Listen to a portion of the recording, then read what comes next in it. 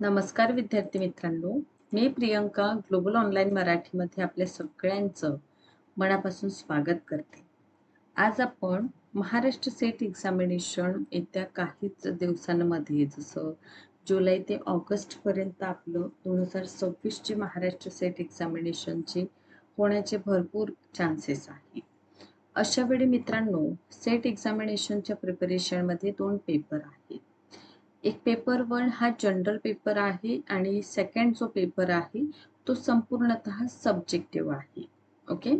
तर कुठल्या particular paper 1चा अभ्यास करताना कुठल्या युनिटपासून आपण सुरुवात करायचं हे आपण आजच्या पर्टिक्युलर सेशनच्या माध्यमातून जाणून घेणार आहोत.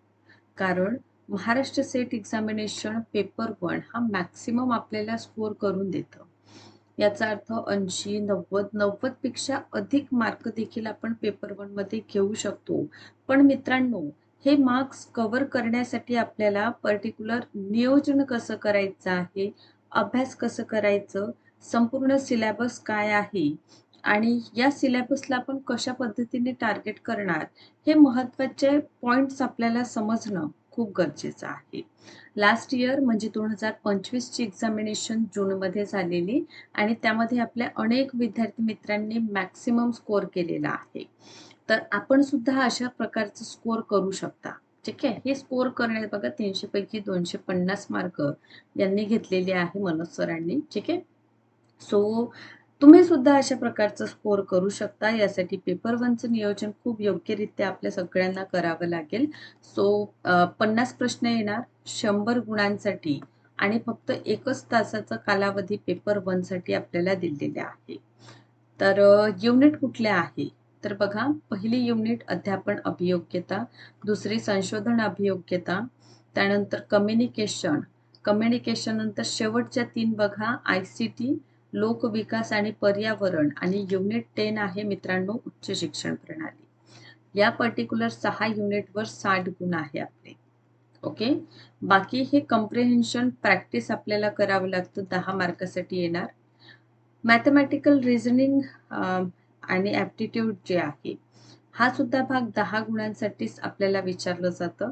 लॉजिकल सुद्धा 10 पर्टिक्युलर मार्क्स आहे आणि डेटा इंटरप्रिटेशन 1 किंवा पर्टिक्युलर 2 असे 2 DI सुद्धा विचारलं जाऊ शकतं. तर यासाठी करायचं काय आहे? है ना? तर यासाठी अभ्यास करा. कसं करायचं ते मी सांगते तुम्हाला. त्या पद्धतीने नक्कीच अभ्यास करा जेणेकरून येणाऱ्या परीक्षेमध्ये योग्यरित्या आपण टार्गेट करू शकता. आता ह्या टार्गेट करण्यासाठी पेपर 1चं कंप्लीट कोर्स मित्रांनो अवेलेबल आहे. 11 मे पासून नवीन बॅच सुरू झालेली आहे. म्हणजे आजपासून आपली बॅच सुरू होत आहे. या बॅचची व्हॅलिडिटी 1 वर्षाचा आहे. नेटचा पेपर 1 इथे फ्री आहे. 10 वर्षाचं PYQ आपण अभ्यास करणार. 5000 प्लस MCQs आहे, नोट्स आहे, सोबतच लाईव्ह सेशन रेकॉर्डेड पाहू शकता आणि यासाठी दररोज 8 वाजता लाईव्ह सेशन अवेलेबल आहे. कोर्सची फीस 3000 आहे. यावर डिस्काउंट मिळेल. मात्र 2600 रुपयामध्ये हा कोर्स अवेलेबल आहे. या नंबर्सवर कॉन्टॅक्ट करा आणि आजपासून सुरू होणाऱ्या बॅचला जॉईन करा. पेपर 1 प्रमाणे पेपर 2 पण अवेलेबल आहे, ज्यामध्ये commerce, management, computer science, political science, life science, history, economics, Marathi, chemistry, इंग्लिशचे कोर्सेस आहे. 11 लायब्ररी सायन्स देखील अवेलेबल आहे. सो लायब्ररी सायन्सला देखील आपण जॉईन करू शकता. 11 मेला आपली नवीन बॅच सुरू होत आहे.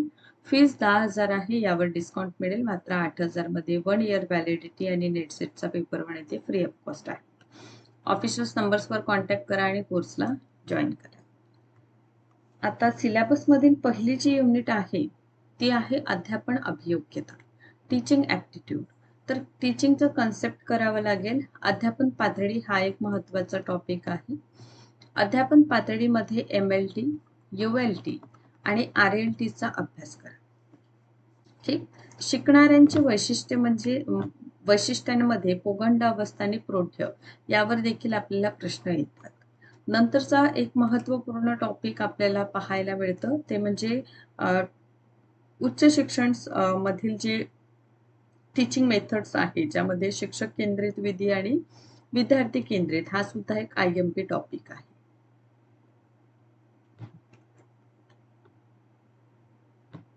ऑनलाईन पद्धतीमध्ये स्वयंप्रभा आणि मूक इम्पॉर्टंट आहे. ओके. नंतर आपल्याला हा देखील अध्यापन समर्थन प्रणाली, पारंपरिक, आधुनिक, ICT बेस हे एक महत्त्वाचं इथे ठरतं, कारण लास्ट 2 इयरपासून या भागातून प्रश्न विचारलेला नाही. मूल्यांकन प्रणालीमध्ये मूल्यांकनाचं प्रकार आणि CBCS, ठीक आहे, हे एक महत्त्वाचं इथे टॉपिक ठरतं. तर याला अभ्यास करा. हे मेजर टॉपिक आहे, ज्यामध्ये level of teaching, then characteristics of learner, online मेथडमध्ये स्वयंप्रभा मूक आहे, ग्रेडिंग टाइप्स, देन आपण बघतो टीचिंग रिलेटेड कन्सेप्टवर आधारित प्रश्न असतात, गिफ्टेड चाइल्ड काय आहे, अडल्ट लर्नर, टाइप ऑफ एव्हॅल्युशनवर प्रश्न असतात. ठीक. चल, नेक्स्ट युनिट आहे रिसर्चची. तर रिसर्चवर कोणकोणतं सिलेबसमध्ये भाग दिलेला आहे, संशोधनाचा अर्थ, प्रकार आणि वैशिष्ट्ये यांवर वारंवार प्रश्न येतं. पॉझिटिव्हिझम अँड पोस्ट पॉझिटिव्हिझमवर देखील प्रश्न आलेले आहे.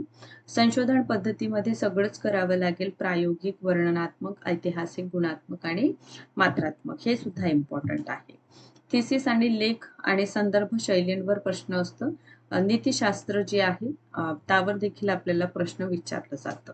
या व्यतिरिक्त संशोधकाचे गुण, संशोधन पद्धती, केंद्रीय प्रवृत्तीचे माप, संशोधन लेखांवर प्रश्न आलेले आहे. चांगल्या हायपोथेसिसची काय वैशिष्ट्य आहे, प्लॅगरिझम काय होतं, प्रायोगिक पद्धत, रिसर्च कन्सेप्ट विचारतात आणि रिसर्च एथिक्सवर देखील प्रश्न असतं.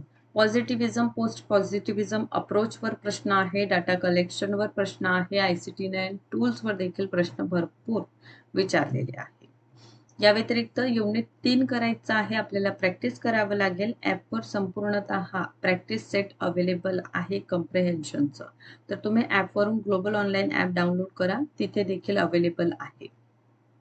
किंवा ऑफिशियल नंबर स्क्रीनवर दिलेले आहे, त्यावर कॉन्टॅक्ट करून पेपर 1, पेपर 2च्या बॅचेसला तुम्ही जॉईन करू शकता. कारण एक्झामिनेशनचं नोटिफिकेशन आपल्याला लवकरच पाहायला मिळू शकतं आणि अशा वेळी आपल्याला प्रिपरेशन जे आहे ते आपलं सुरू असावं. त्यामुळे युनिट 4चा जेव्हा आपण अभ्यास करतो, ते कम्युनिकेशनचं घटक आहे, ज्यामध्ये meaning of communication, type of communication and characteristics of communication important आहे.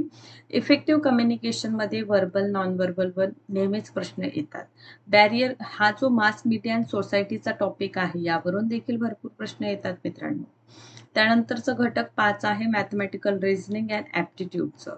यामध्ये तर्काचे प्रकार करा, संख्या मालिका, पत्र मालिका, संहिता आणि संबंध, गणितीय योग्यता, ज्यामध्ये अपूर्णांक, वेळ, अंतर, गुणोत्तर, प्रमाण, टक्केवारी, नफा, तोटा, व्याज, सवलत, सरासरी इम्पॉर्टंट आहे, कारण समोर DI सोडवासाठी यातील काही गोष्टी तुम्हासाठी इम्पॉर्टंट ठरत असतात. त्यामुळे हा मॅथमॅटिकल ॲप्टिट्यूड पूर्ण करा. आणि तर काय लॉजिकल रिझनिंगचं भाग आहे यानंतरचं, ज्यामध्ये तुम्हाला काय करावं लागेल, वितर्काची रचना समजून घ्या, मूळ आकृती आहे ना, समानता, इंडियन लॉजिकचा भाग सुद्धा यामध्ये येईल आणि वेन आकृती जी आहे त्याला मिस करू नका. डेटा इंटरप्रिटेशनमध्ये bar chart, histograph, pie chart, table chart, line chart ह्या सगळ्यांचं प्रॅक्टिस करावं लागेल, कारण एक DI येऊ शकतं आणि झालं तर 2 सुद्धा DI आपल्याला परीक्षेत विचारलं जाऊ शकतं. त्यामुळे कसंही प्रश्न आलं, कधी बार चार्टवर, कधी पाय चार्टवर, कधी हिस्टोग्राफवर सुद्धा प्रश्न दिसून येतात, तर तयारी आपली ठेवायची. ICT बघा, ICTमध्ये शब्दावली मिस करायचं नाही. Internet, intranet, email, audio, video conferencing, उच्च शिक्षण हा एक टॉपिक इम्पॉर्टंट ठरतं, कारण भरपूर प्रश्न उच्च शिक्षणात डिजिटल उपक्रमवर विचारलं जातं. यानंतर आहे लोकविकास आणि पर्यावरण. विकास आणि पर्यावरण, त्यांना MDG अँड SDG गोल्स आहे. त्यानंतर प्रदूषणाचे सगळे प्रकार करा, कारण प्रदूषण महत्त्वाचं आहे, ज्यामध्ये वायू, पाणी, माती, ध्वनी प्रदूषण हे सगळं करा. त्यानंतर सगळ्यात महत्त्वाचं इथे टॉपिक आहे पर्यावरण संरक्षण. आता डिटेलमध्ये विचारतात हा कायदा. पहिले तर वरवर विचारलं जायचं, पण आता डीपली या भागातून प्रश्न येत आहे. त्यानंतर हवामान बदलावरील राष्ट्रीय कृती योजना आहे, 8 मिशन येतं यामध्ये, यांवर देखील प्रश्न आहे. मॉन्ट्रेलवर येतं प्रश्न, रिओवर सुद्धा आलेला आहे, क्योटोवर विचारतात, पॅरिसवर सुद्धा विचारतात आणि आंतरराष्ट्रीय सौर संघटन लास्ट 2 वर्षापासून आंतरराष्ट्रीय सौर अलायन्स जे आहे, सोलर अलायन्स, यावर 2 वर्षापासून कंटिन्यू प्रश्न येत आहे. उच्च शिक्षण प्रणालीचा अभ्यास करताना प्राचीनपासून पूर्णतः असं समजा वैदिक एज्युकेशन अभ्यास करायचा आहे, मध्यकालीन शिक्षण, बुद्धिझम, जैनिझम, देन स्वतंत्रतापूर्व ज्यामध्ये 1813 पासून चार्टर पासून तर सार्जंटच्या प्लॅनपर्यंत अभ्यास करा. देन स्वतंत्र भारताचा पहिला जो आयोग आहे शिक्षण संबंधित राधाकृष्णन आयोगापासून 2020 एज्युकेशन पॉलिसी. त्यानंतर व्होकेशनल, तांत्रिक, कौशल्य आधारित, देन व्हॅल्यू एज्युकेशन, एन्व्हायरमेंट हे सगळे टॉपिक करून घ्या. अशा प्रकारे हे 10 युनिटचं मित्रांनो सिलेबस आहे, जे आपण आज बघितलं. या सिलेबसचं युनिट 1 टीचिंग पासून आपल्याला सुरुवात करायचं आहे आणि आजपासून जर तुम्ही अभ्यास केलेलं तर नक्कीच येणाऱ्या परीक्षेपर्यंत 100% आपलं अभ्यास, प्रॅक्टिस आणि मॉक टेस्ट सुद्धा आपलं सोडून होणार आहे. त्यासाठी 11 मे पासून म्हणजे आजपासून आपली बॅच सुरू होत आहे. हे ऑफिशियल नंबर्स आहे, यावर कॉन्टॅक्ट करा आणि कोर्सला आजच जॉईन करून घ्या, जेणेकरून येणाऱ्या परीक्षेचं योग्यरित्या तयारी होईल. आणि व्हिडिओ आवडला असेल तर नक्कीच लाईक करा. अशाच पद्धतीने माझे व्हिडिओ लेक्चर्स बघत चला. Thank you so much.